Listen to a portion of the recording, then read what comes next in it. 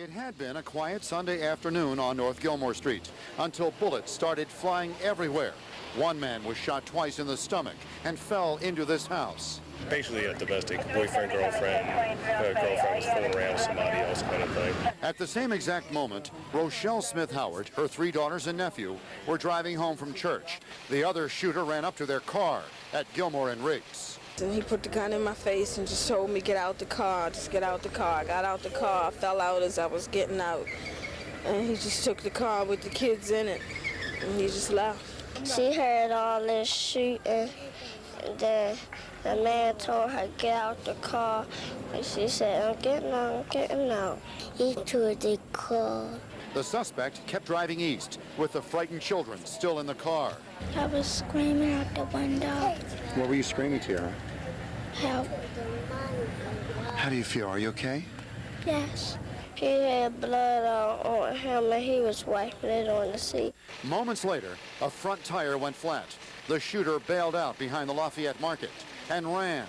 The children were rescued by police and brought back to Gilmore and Riggs. I know that no one individual can do it.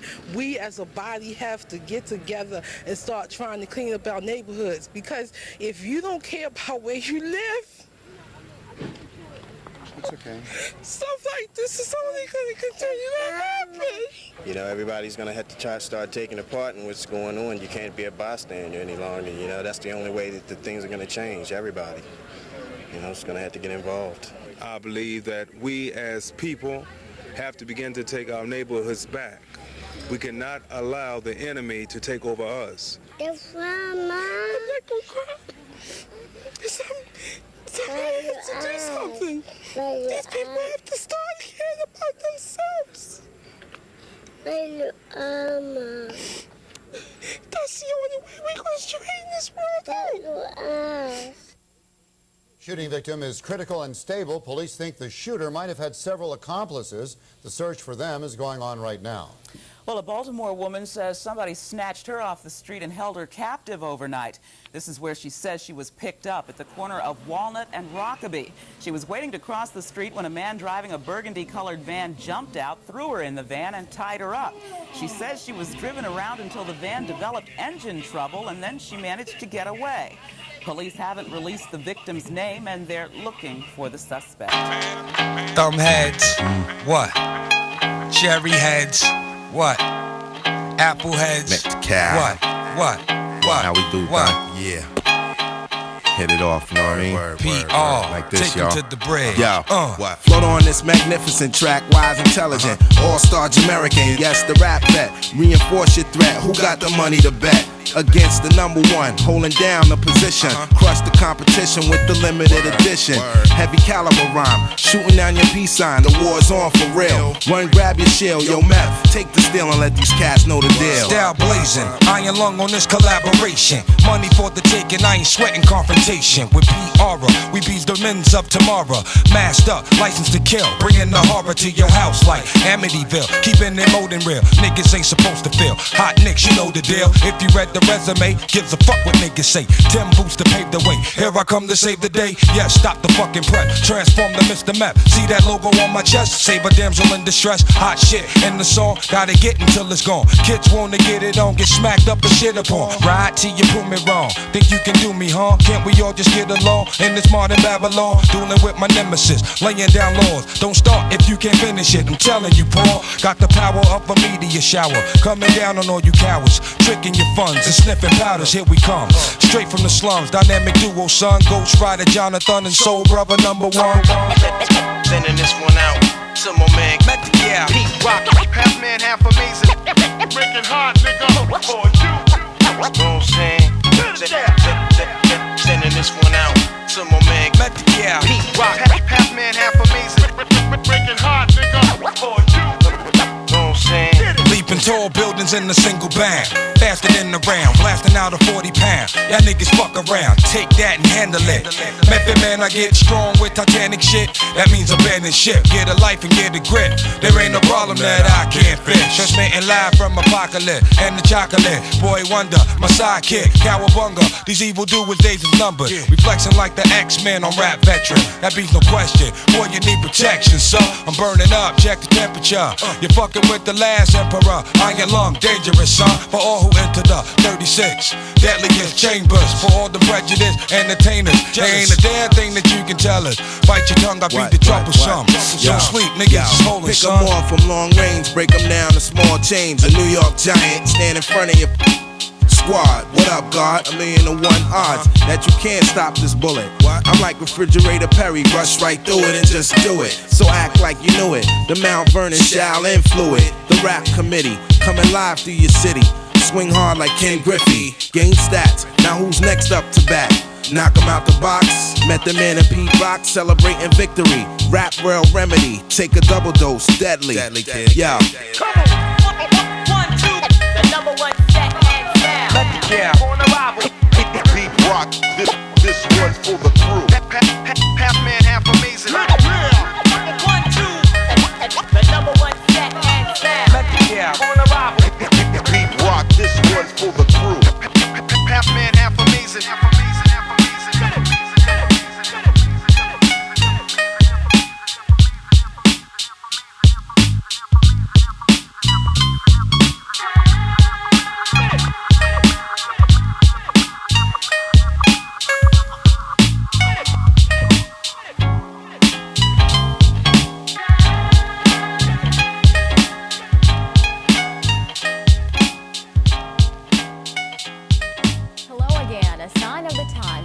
Into a battle reflecting inner city life. A billboard in Northwest Baltimore touting Bulletproof vests as life insurance for the 90s has drawn the wrath of the Fraternal Order of Police and the City Council.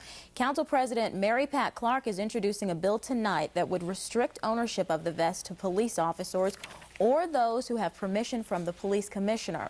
But the owner of a company that sells the vest says if the ban becomes law, he will sue the city. The violence continued this weekend on the streets of Baltimore. 5 people were killed in several unrelated shootings yesterday.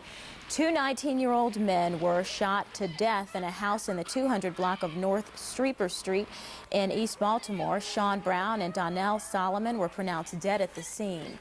A couple hours later, a robbery victim was found dead in a house on Monterey Street in Southwest Baltimore. Shootings last night on East 25th Street and East Landvale Street left 2 more people dead. A Baltimore attorney is hoping to put a dent in all that violence. This weekend, Warren Brown spent $15,000 of his own money in what city police say was Baltimore's most successful gun buyback program so far. And Mr. Brown joins us now to talk all about the program. Thank you for coming. Thank you for having me. So pretty successful, huh? Yes, it was successful, but I've said from the very beginning if I had retrieved but 1 gun from the street that I would have considered that a success. And that's in large measure because in my practice I've seen what 1 gun can do. It can ruin the families of the victims as well as the defendants. Guns allow people to get into far more trouble than their character would ordinarily dictate because of the lethal nature of them. Yeah, absolutely. How many guns were you able to get? We purchased approximately 182 handguns, 20-some sawed-off shotguns, rifles. It totaled a little over 260 firearms. Wow, how much were you paying people for the weapons? The first 25 people received $100 for their weapons. Everyone thereafter received $50. Do you think the money is what made this so successful, or are people just tired and want to see these guns off the street? Well, I think it's the money. There have been other buyback programs, however, they have offered rather than money, tennis shoes or some type of coupons, and they've been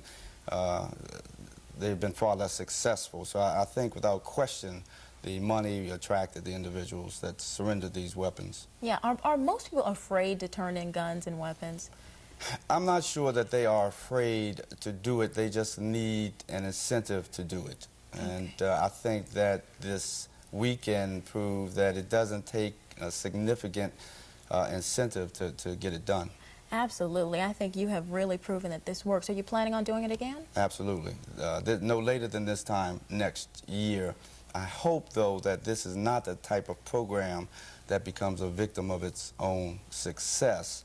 But yes, if there are no obstacles this time next year, I intend to do the very same thing. Hopefully, I'll have far more monies to retrieve, buy back far more guns. Well, congratulations on the success of this. Is something that's definitely needed, and I think we need to congratulate the people who came out and brought their guns in as well. Absolutely, and they range from young to old, black to white, widowers, some street guys. It ran the spectrum. All right. Well, thank you, Mr. Brown. Good work. Appreciate you coming. Thank you. All right.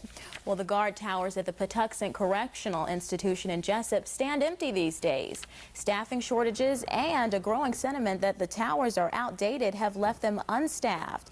Some guards argue the empty towers make it easier for the inmates to escape, but officials claim the empty towers do not compromise security. At other prisons, the towers have been cut back in favor of more intensive ground patrols. Baltimore County enters a new era today with the inauguration of a new county executive. Dutch Rupersberger was sworn into office just a short time ago, becoming the county's 10th executive. The Democrat ousted Republican incumbent Roger Hayden in a hard-fought race. Rupersberger says crime is clearly the biggest issue he's facing, but he also wants to figure out how to run the government in a smarter, more efficient way. The widow of the late flamboyant Baltimore politician Mimi DiPietro has died. Frances DiPietro stood by her husband's side throughout his long career as a member of the Baltimore City Council. She only survived her husband by a few months, though. Mimi DiPietro died last August. Frances DiPietro's funeral will be Wednesday at Our Lady of Pompeii Church in Little Italy. A Glen Burnie woman is in fair condition at shock trauma today after a harrowing brush with death. 33-year-old Lynn Reich and her 11-year-old son were helping to waterproof the foundation of their home yesterday when suddenly the trench they were working in collapsed. Both were trapped up to their waist. It took rescue workers nearly 2 hours to free Lynn Reich. Her son was not seriously hurt and was released from the hospital last night. More than 1,000 Baltimore City and County elementary school children got an early Christmas present this morning. Goodwill Industries held its annual Shoes for School party at Oriole Park at Camden Yards. Thanks to contributions from community, Goodwill was able to provide needy children with brand new shoes. We work with the public school systems to determine which children will participate each year. We really leave it up for the schools because they know which children are in need, and they use things like the National Lunch Program to choose the children. They look better. Goodwill will host another Shoes for School party for children in Howard, Harford, and Anne Arundel counties next week.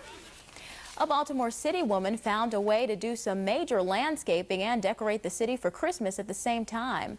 Bernice Chamel wanted a beautiful 60-foot blue spruce removed from her front yard on Evergreen Avenue near Bel Air Road. So she donated it to the city. Today, crews cut the tree down and prepared to move it right in front of City Hall.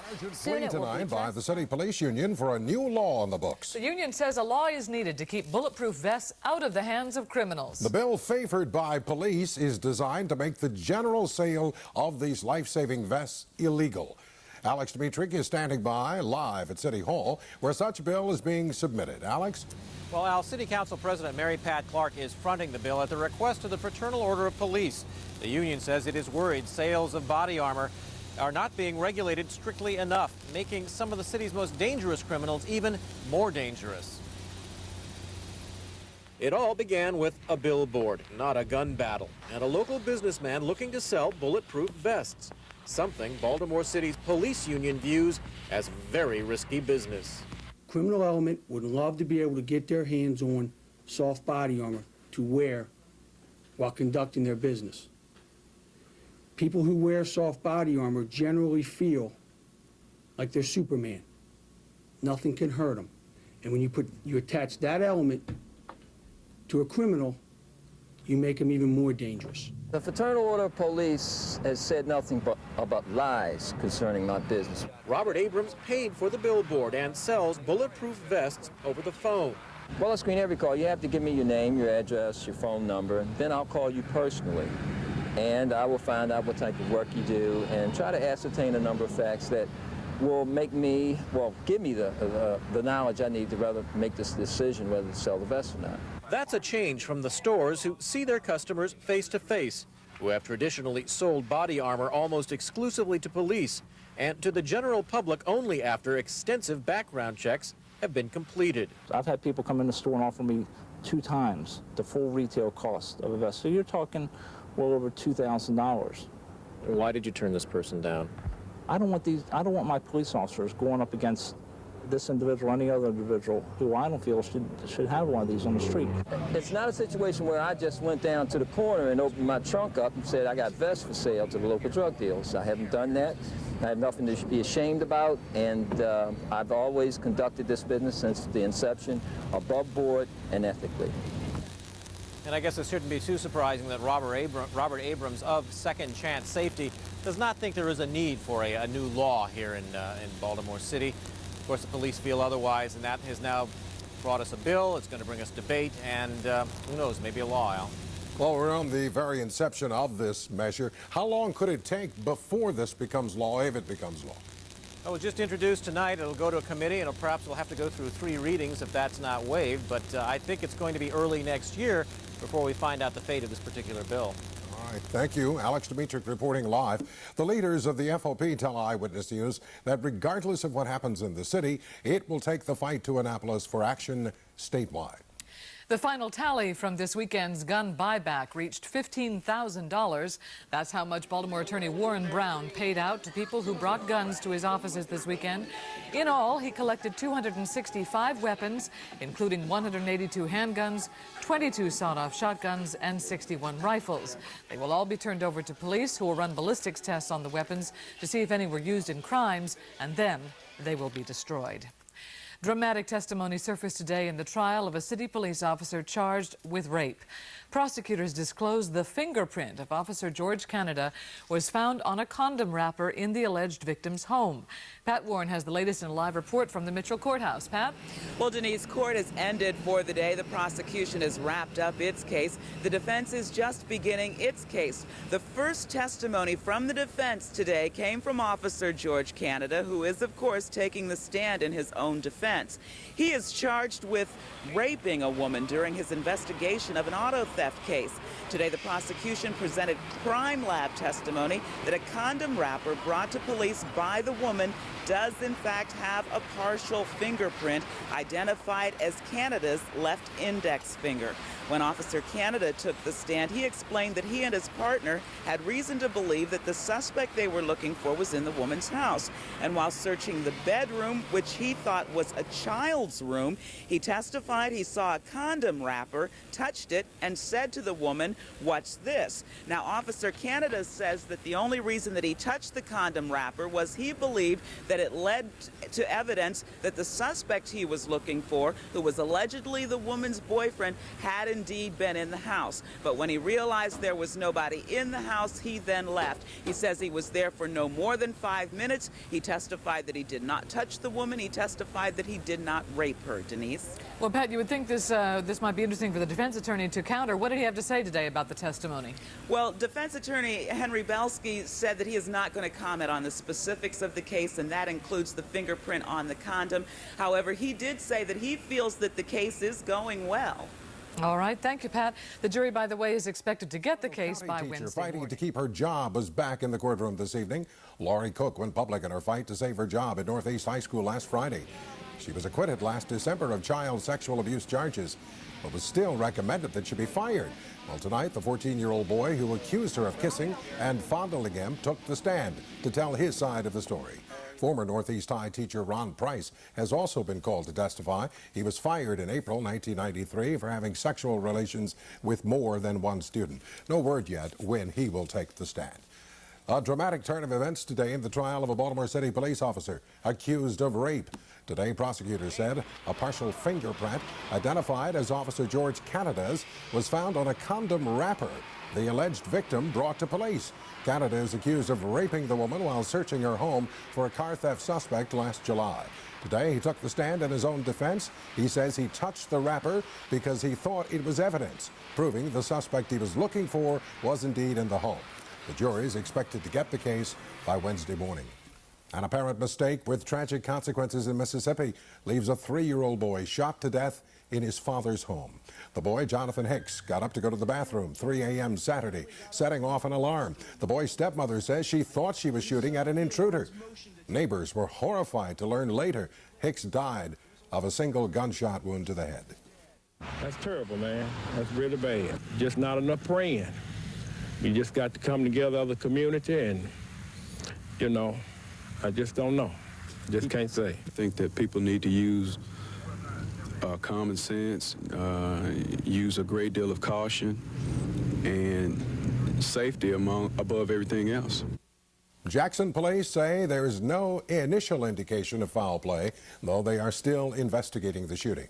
The boy visited his father once every 2 weeks. First, there was the shock of a billboard advertising bulletproof vests as insurance for the 90s. Then the company selling the vests was shocked when a bill was introduced in the city council today to restrict the sales of bulletproof vests. The Night Team's Dennis Edwards has more reaction to the council bill. Actually, I was kind of upset that they don't give us the same opportunity that they get. I mean, we're not absolute police officers, but we do deter crime. Corporal Joseph Ross couldn't believe his ears when he heard. At the request of the Fraternal Order of Police, Baltimore City Council was considering a ban on the sale of bulletproof vests to anyone who isn't a police officer or in law enforcement. I was dumbfounded. I couldn't believe they would do such a thing. Council President Mary Pat Clark did her best to calm those fears when she introduced her vest ordinance at a meeting of City Council. She went out of her way to make sure people understand that those who need vests can still get them. The ordinance grows out of controversy over this billboard. Before it was taken down, it advertised an 800 number for the purchase of bulletproof vests, calling them life insurance for the 90s. What we have done in this bill is basically adopt the regulations that the industry adopted for itself many years ago. Because the industry now looks as if newcomers are going to sensationalize in order to sell. Instead of prohibiting the selling and owning of vests, the ordinance will require people buying vests to get background checks and permission from police. Who we are prohibiting are people who are guilty of handgun violations and who are guilty of committing drug crimes with a weapon. In other words, violent people. Our officers are running into these vests during the execution of search and seizure warrants while they're trying to raid drug houses. Individual drug distributors on the street are now wearing soft body armor. It's very important that this be eliminated. Security officers like Joseph Ross understand the FOP's position, but like his boss, Bob Blackburn, he's glad the ban won't affect him. Now that they know that it's not going to affect them, it's a lot of the industry initially felt that they were taking something away from them, and it really wasn't that. And now that it's been set up, they're all business as usual. It actually made me feel kind of happy, kind of secure to know that the criminal has a less chance of endangering my life or someone else's. For the Night Team, Dennis Edwards, Channel 13 Eyewitness There's a shocking News. follow-up tonight to the suicide of a Baltimore County priest. Father Thomas Smith of St. Stephen's Parish committed suicide last Friday night, the day after he was placed on administrative leave for alleged misconduct with a parishioner's son. Archbishop William Keeler told the congregation today that Father Smith had previously admitted to improper conduct with young people during the 1960s. This month, a St. Stephen's Parish family claimed he inappropriately touched their son 10 years ago. He denied the charge, but was placed on administrative leave and told to get professional help. The Archbishop says he's giving this information to the public in keeping with the church policy to confront child abuse. Well, tonight, 5 young girls claim they were molested by a middle-aged Baltimore County man they all trusted. 55-year-old Ronald Ruley of Perry Hall is in jail tonight. The Weekend Team's Melissa Sanders says some of the youngsters are from his own neighborhood. A quiet Sunday in this Perry Hall neighborhood where a sprinkler makes the loudest noise.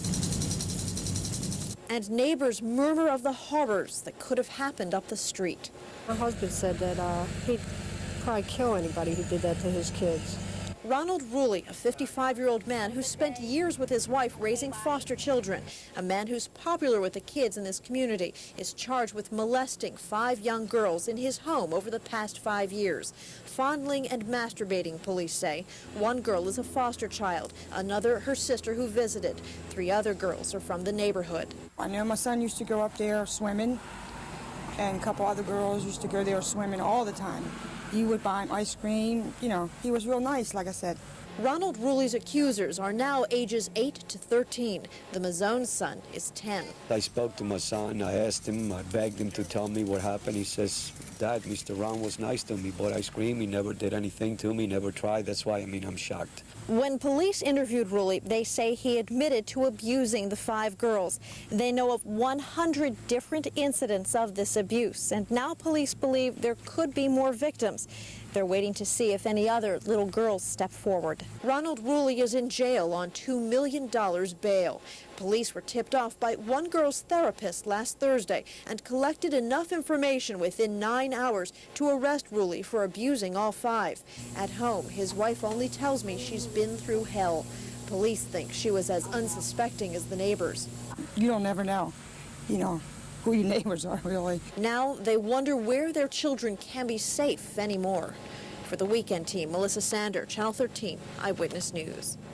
And Ronald Ruley has a bail review. Thank you. Just past 5:32. Here's what's happening news-wise this morning. The man riding a crest of controversy over his anti-Semitic remarks is coming to Baltimore, still coming to Baltimore this weekend. Khalid Abdul Muhammad, now a former high-ranking member of the Nation of Islam, made the remarks during a November speech. In that speech, Muhammad labeled the Pope a no-good cracker and called Jewish people bloodsuckers of the black community.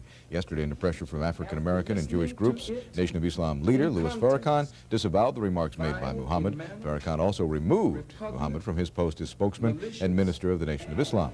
Muhammad is scheduled to speak during a privately sponsored event tomorrow night at Baltimore City Community College. Some controversy continues concerning the nominee for Baltimore City's police commissioner. 2 members of the Baptist Ministers Conference say Thomas Frazier's confirmation was a done deal before the hearings even started because of the fact that he is white. Mayor Kurt Schmoke says that is simply not the case. Of course, we were kind of upset. Not the color. Color wasn't that much of a problem. But there is an insensitivity going on with our political leaders. All of us were inspired by Dr. King's words when he talked about getting to a time when people would be judged on the content of their character and not the color of their skin.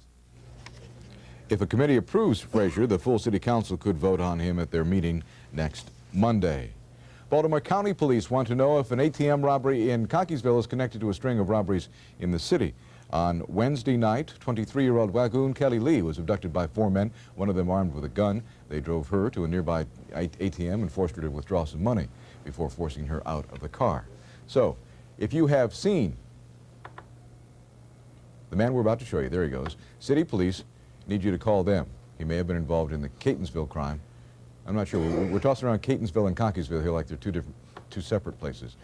Cockeysville, but police say he is a suspect in the ATM robbery on January 31st, the Maryland National Bank on North Avenue and Charles Street. Police say a Johns Hopkins student was abducted during that crime. If you have any information, you're asked to call City Police now at 396-2636. It is an unusual case that has sparked a $1 million lawsuit, and it's all being played out in a Baltimore City courtroom. Linda Haynes is suing the University of Maryland Medical Center because of a clamp accidentally left inside her abdomen following a 1992 operation to remove a cyst. The instrument was removed 4 days later, but Haynes' attorney says she still has medical problems because of it. There's no word yet on whether the doctor who performed the operation will testify in the case. That is he. The Baltimore Museum of Art and WJZ kicked off Black History Month last night. WJZ reporter and weekend anchor Pat Warren joined Vice President and General Manager Marcellus Alexander to get the festivities underway. On exhibit, Songs of My People, a collection of photographs from across the U.S. documenting African-American life. The exhibition runs through the end of April. It is the 9th consecutive year Channel 13 and the BMA have worked together to celebrate Black History men whose gun battle on a Baltimore street killed a 6-year-old girl last year. Found out today how long he'll have to spend behind bars for the crime. 21-year-old Guy Wilson received 20 years in prison for manslaughter and handgun violations for his part in the killing of 6-year-old Tiffany Smith in July 1991. Wilson was in a shootout with Arthur Fenton when one of the Fenton's bullets struck the girl in the head. The state pushed for a maximum sentence totaling 38 years. Wilson pleaded for the minimum, saying the killing happened while he was trying to save his own life. The judge settled on 20 years to the disappointment of two families. I want his life just like he took my baby's life. And if I had the opportunity to do it, believe me, I would do it. Because going to jail, it don't mean nothing to me. Because it's not bringing my child back. The family is very sorry for what has happened. And I'm just glad that this is over with. Guy's very sorry. And we just really want to apologize to the people of Baltimore City. And that we would pray that in the future that other families would learn from this. Arthur Denton, whose shot actually killed Tiffany Smith, faces a maximum of 18 years in prison following a plea bargaining agreement with the state that led to his testifying against Guy Wilson on the stand. Baltimore police are investigating the shooting death of radio station disc jockey Al Stewart. The morning personality on WWIN AM was found shot several times about 1:30 last night. Stewart was instrumental in the development and success of WEAA. He was found lying on the street at Cliffview Avenue and Harford Road. His Mercedes was found nearby with the motor running and the lights on. Police say they have no suspects in the murder. Pretrial motions begin tomorrow in another much-publicized murder in this city. Dante Carter is charged with abduction and murder in the death of 37-year-old Vitalis Pilius of Catonsville. He's also charged with robbing two other people and locking them in their car trunks.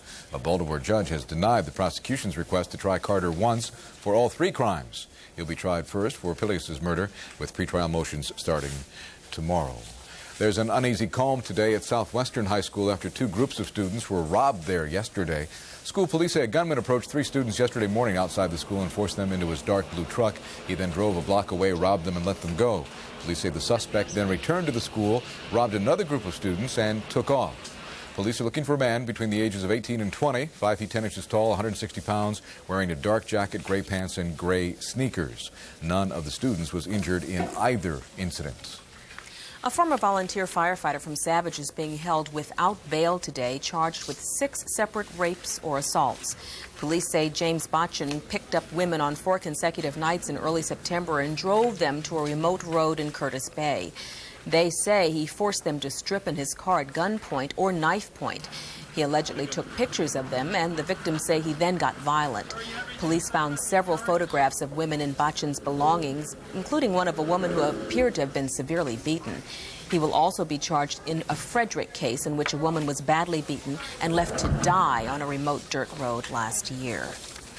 Some doctors at the Maryland Shock Trauma Center are questioning the conclusions of a study that gives the center low marks compared to other critical care centers in the country.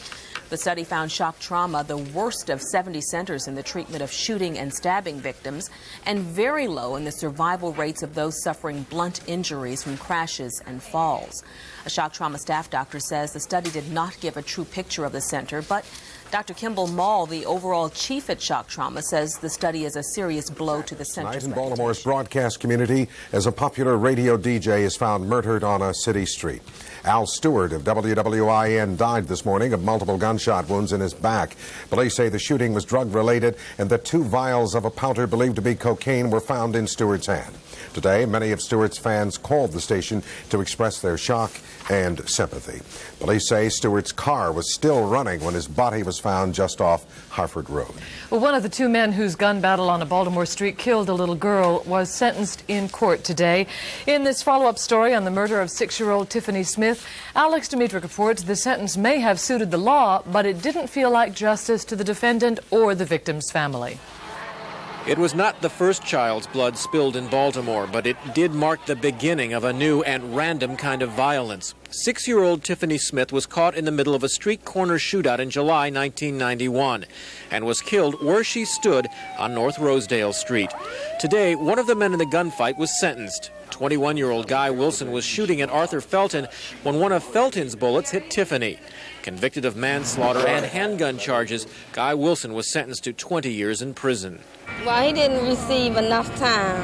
Because the way I feel, I want his life just like he took my baby's life. And if I had the opportunity to do it, believe me, I would do it. Because going to jail, it don't mean nothing to me. Because it's not bringing my child back.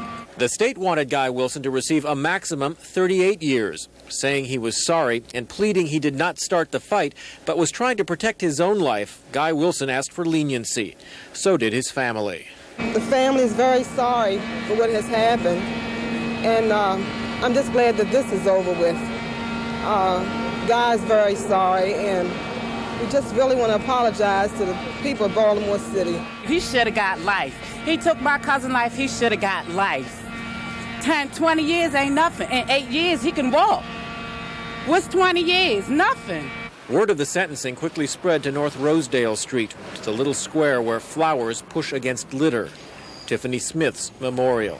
But it still ain't gonna make a difference. You know, it ain't gonna make a difference. Look around. You see and feel the hurt. In his sentence, Judge Thomas Ward said he did not give Guy Wilson the minimum time behind bars because he wanted to send a strong message to the streets that the violence must stop. That judge sitting up there old and senile, that is not going to send no message. When they start taking a life for a life, then maybe the message will get through. We would pray that in the future that other families will learn from this and that other young men will learn that incarceration is not the way to go.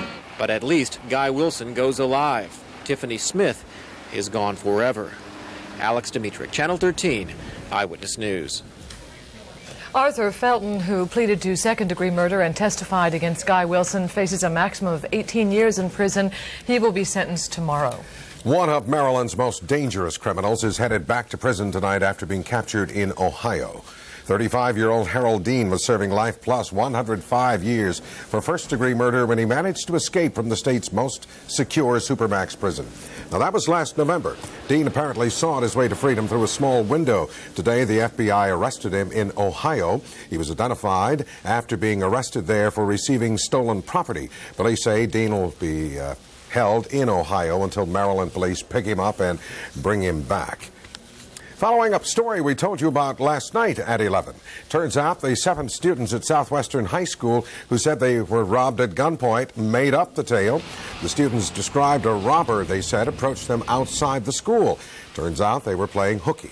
Got caught, made up the story to cover their tracks. All 7 students have been disciplinarily removed from school. Angelo Diana, president of Mars Supermarket. At Mars, we take our obligations seriously. We're not playing games. We're selling food for your family. Top quality at the lowest possible price. Your family needs it, and our family demands it. That's Mars. McCormick Bag and Season selected varieties, 88 cents each. I.C. fruit drink, 64-ounce bottle, 99 cents, limit 1. And Edie's Grand Ice Cream, half gallon, $2.79. Now through Tuesday at Mars.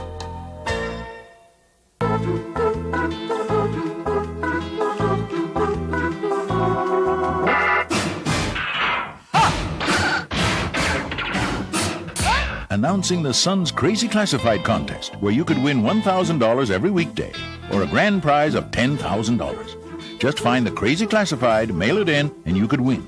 So look on the first page of the classified section of the Sun today. The Sun's Crazy Classified contest, with cash prizes totaling $60,000.